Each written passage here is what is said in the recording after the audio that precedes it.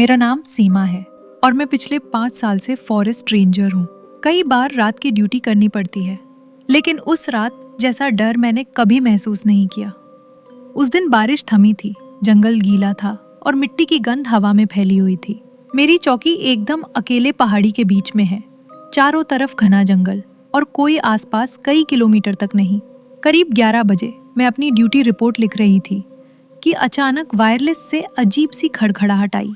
पहले तो लगा शायद सिग्नल टूट रहा है, लेकिन फिर साफ साफ एक टूटी फूटी औरत की आवाज़ सुनाई दी। बचाओ, मैं पेड़ पर हूँ। मेरी उंगलियां ठंडी पड़ गईं। इतनी रात को जंगल के बीच कौन हो सकता है? मैंने थोड़ी देर सोचा, फिर टॉर्च और डंडा उठाकर बाहर निकल गई। बाहर हल्की ठंडी हवा बह रही थी और पत्तों से पानी की बूंदें टपक रही थी। मैं रास्ते पर धीरे धीरे चल रही थी।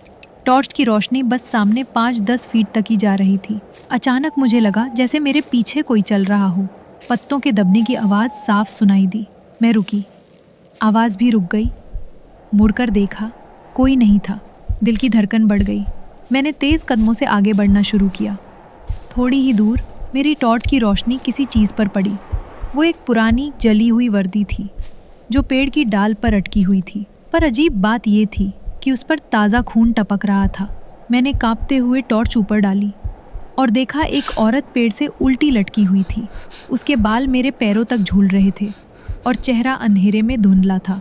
मैंने डर के मारे पीछे हटना चाहा, तभी उसकी गर्दन अजीब ढंग से मेरी तरफ घूमी और उसने कहा, अब तुम्हें भी यहीं रहना होगा। उसकी हंसी जंगल में गूंजने लगी। मैं जैसे तैसे चौकी तक भागी और दरवाज़ा अंदर से बंद कर लिया। लेकिन डर वहीं खत्म नहीं हुआ। कमरे के कोने से फुसफुसाहट आई, तुम्हें यहीं रहना होगा। मैंने टॉर्च उस तरफ डाली और वही औरत चौकी के अंदर खड़ी थी। चेहरा बिल्कुल सफ़ेद, आंखें काली और होठों से खून टपक रहा था।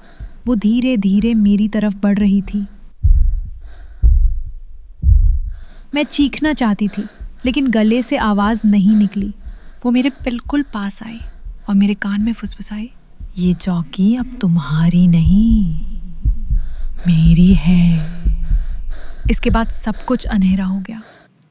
लोग कहते हैं उस रात के बाद उस चौकी पर कभी कोई रेंजर टिक नहीं पाया, और आज भी देर रात वायरलेस पर वही आवाज़ गूंजती है, बचाओ, मैं पेड़ पर हूँ।